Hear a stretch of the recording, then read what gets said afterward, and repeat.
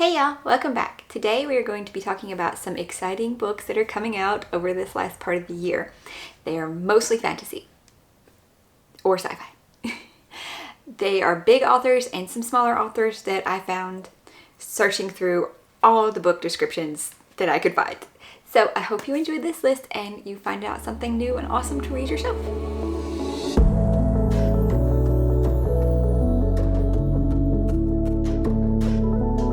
This last quarter of the year is going to be filled with lots of sequel books, and it was hard for me to put some of them as an anticipated release considering I haven't read like their first one.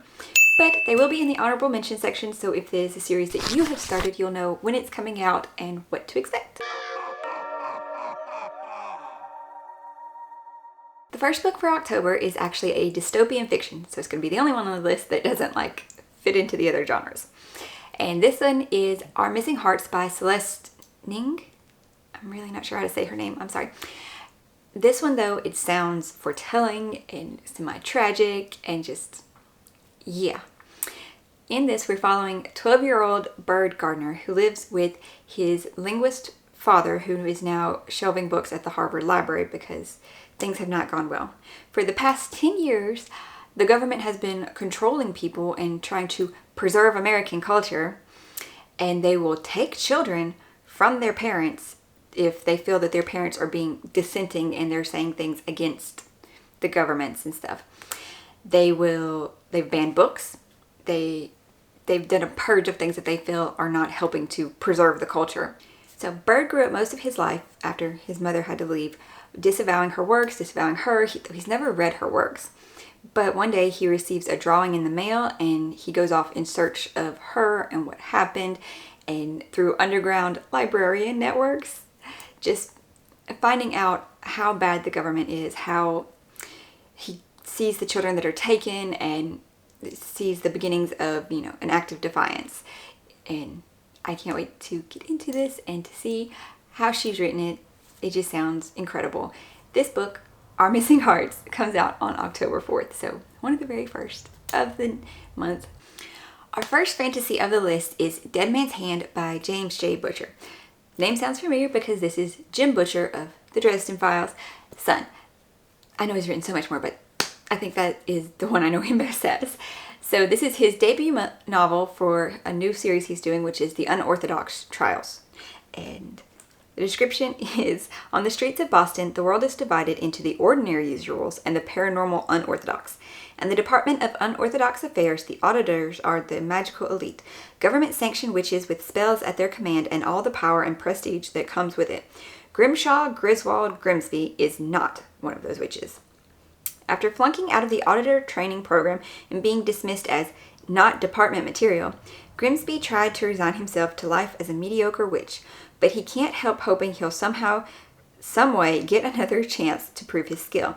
That opportunity comes with a price when his former mentor, aka the most dangerous witch alive, is murdered down the street from where he works, and Grimsby is the auditor's #1 suspect.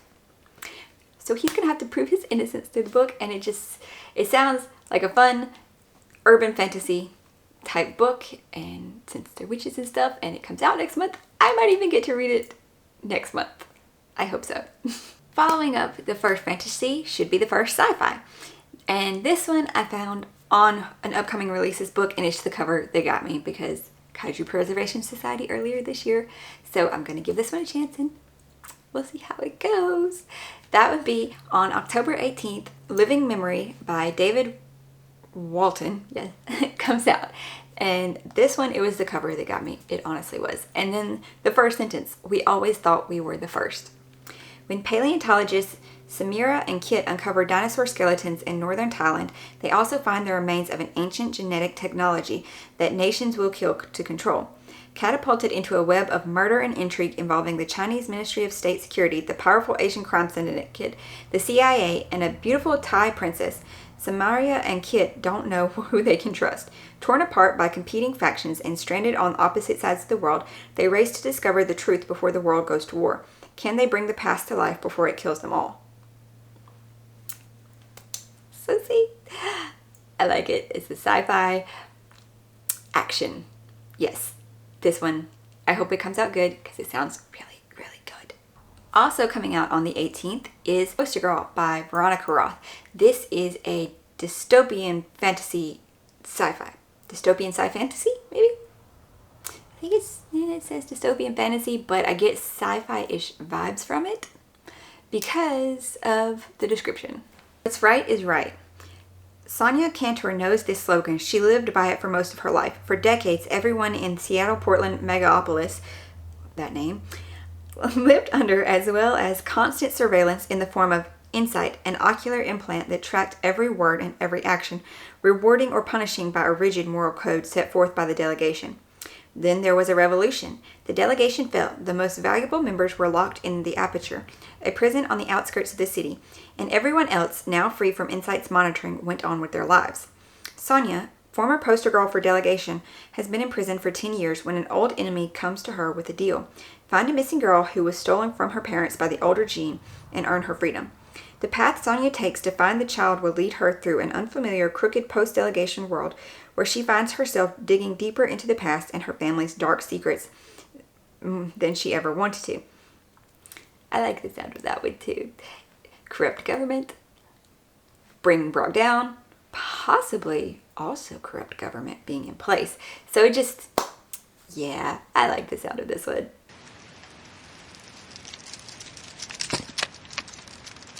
The first book for November comes out on November 8th, and it is Obelisks Book 1, Dust. This one, honestly, it was the cover that drew me in, and then the description was pretty cool for it. And I don't know if I can pronounce the author's last name, so see it on the picture. This is a sci-fi / maybe thrillery book. Yeah. For flight engineer Cynthia Hahn and her fellow astronauts aboard the International Space Station, Expedition 81 has proved as mundane as space travel ever gets. Yes, this would be Cynthia's final NASA mission, for a reason so far she's kept from the rest of the crew. And yes, the latest billionaire space tourist has managed to irritate everyone on board. Still, none of them could have asked for a smoother experience. Until the morning, they wake up to silence. All communication with Earth is gone. From half the dozen different agencies with multiple installations and redundancies across the globe, there is simply nothing. And through the viewports of the ISS, only the thick veil of churning, lightning vein dust to suggest Earth remains at all. Now, without ground control, without the proper telemetries or calculations or even reliable visuals, Cynthia and the rest of Expedition 1 must make their way home. For most, it will be the most fraught and most frightening task of their lives. But it will be nothing compared to the world that now awaits them beyond the dust. So I think it's from now going into maybe a post-apocalyptic world. Or something happened to them world. So yay, we're getting the transition point maybe of like the dystopian novels we had before. This is a going into it. At least it sounds like it. I will have to update you guys on what it is when it comes out. Our next two books both come out on November 15th, and they are both by bigger authors. So the first is Tread of Angels by Rebecca Roanhorse. Now, I haven't read her before, though I know there's a lot of acclaim for her first series, Duology, but that description just didn't talk to me. But this one sounded so awesome. So in an alternate Colorado, there is a small town that is booming really now because prospectors are coming from everywhere to mine this new mineral they found called divinity.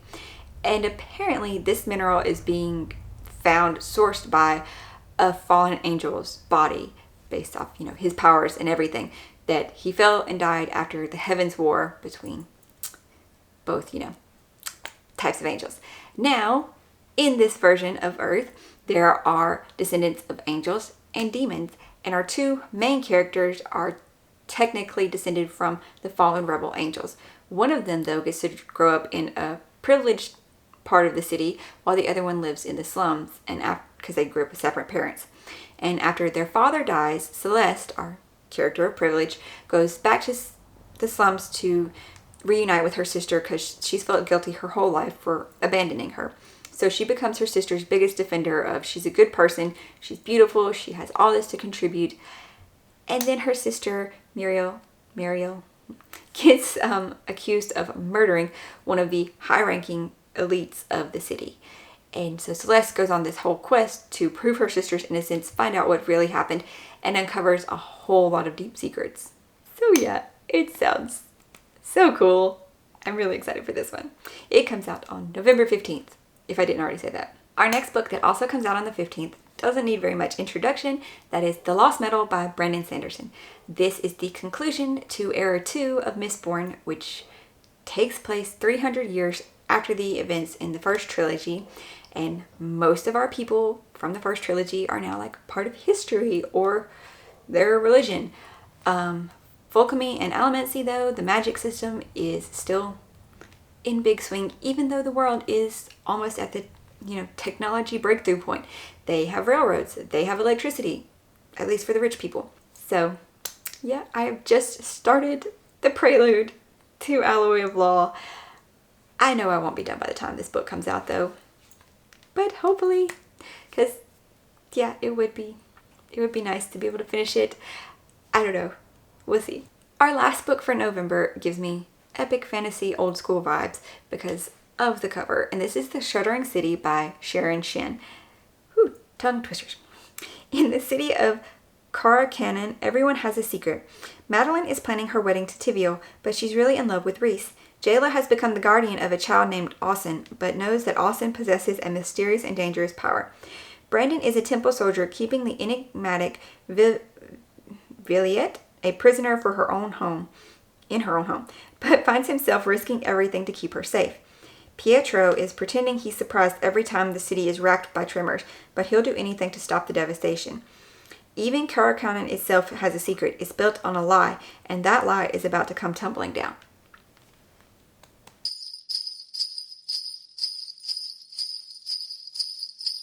For December, I actually only have 2 books, and yeah, hopefully maybe I'll hear more announcements coming out, but of all the list of books that I looked through for December, hardly any of them actually spoke to me. This first one though, its cover looked really cool, and I think this is her first publication. It is going to be a Kindle book only at this point, but it comes out on December 1st, and that is The Time Traveler's Retrieval Service. And I mean, that's just a cool name for a book. Time travel is dangerous, traumatic, a high-risk pursuit. It's also the most thrilling thing you'll ever do. Sam Winterson has gone missing in time. One of his heists has gone seriously wrong, and if he doesn't surface soon, his enemies will take their revenge on his mother. As the time traveler who rescues lost time travelers, I am the only one who can help. But there are 3 problems. Nobody in my daily life, including my boyfriend Delaney, knows that time travel is possible, except my twin sister Luna, who refuses to take on this mission for me because Sam is my ex for a reason. We didn't get very much from the description there, but either way, it sounds fun, maybe even funny, I don't know. We'll have to see how it goes. The book though, the title of it it makes me want to read it. It sounds like it's going to be a good time. Being a Kindle only book, possibly it's going to be on the shorter side and can just be a quick read. I'll let you guys know in December because I will definitely be checking it out. The next book comes out on December 8th, and it is The City of Last Chances by Adrian Tchaikovsky. Maybe I said that right. And it is a dark fantasy. There has always been darkness in Illimar, but never more than now. The city chafes under the heavy hand of the Palestine occupation, the chokehold of its criminal underworld, and the boot of its factory owners, the weight of its wretched poor, and the burden of its ancient curse. What will be the spark that lights the conflagration? Despite the city's refugees, wanderers, murderers, madmen, fanatics, thieves, the catalyst, as always, will be the Archwood, the dark grove of trees, that primeval remnant, that portal when the moon is full to strange and distant shores. Illimar, some say, is the worst place in the world and the gateway to 1,000 worse places. Illimar, city of long shadows, city of bad decisions, city of last chances. I don't know. I think it sounds awesome. The first of our honorable mentions comes out on October the 11th, and it is The River of Silver by S.A. Chakrabarty. This takes place in her Devabad world, where these stories, yes, it's a compilation of stories from before, during, and after her trilogy that brings voices to characters that didn't have a voice in this series. New stories about people you loved and hated, and just supposedly something all new that is definitely a must-read for fans of the series. So if you are a fan, look forward to checking this one out. The next of the honorable mentions is the sequel to the big book that everybody talks about last year or the year before, a while now, and that is The Atlas Paradox, which is a sequel to The Atlas 6 by Olivia Blake. It comes out on October 25th. The Atlas 6 is about the Alexandrian Society of Academics. They are magicians, and every decade the 6 best, brightest magicians compete in this competition to see who will get access to study and research lost ancient texts. I still haven't read it, so that's why it has to be honorable mention, but I did not remember that it involved magic so much, so maybe I will put the Atlas 6 on my October TBR. Our last honorable mention is Heart of the Sun Warrior by Su Lin Tan. This comes out on November the 15th.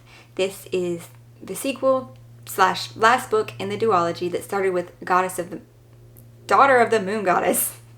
I still have not been able to read that yet. I have heard that it's sweet though and good things about it, but yeah, I just haven't put it on a TBR list yet. In this one though, based largely off Chinese mythology, we follow Xing Yan, who was hidden on the moon by her mother to protect her and her power and just keep her away from the solar imperior something. And unfortunately, one day though, her power flares and she's discovered, and she has to flee the safety of the moon and leave her mother behind. And through the book, she is trying to save her mother and get back home. And yeah, it sounds very sweet. These are the books I'm looking forward to coming out over the next few months. Definitely some of them I need to get to as soon as possible so I can let you guys know a gush or rant about what their status is, good, bad, yes. If there are any though that you have heard of coming out and you think sound like I would enjoy, please let me know in the comments down below. I hope you have found 1 or 2 on this list that you're looking forward to too. And if you're new here, hi, thank you for going, and please check out my review videos and other content because we do reviews, unboxings, vlogs, general bookish content. And if you like my channel, please consider subscribing and joining our community. Thank you guys all so much, and I hope you're finding something awesome to read today, and I will see you in the next one. Bye!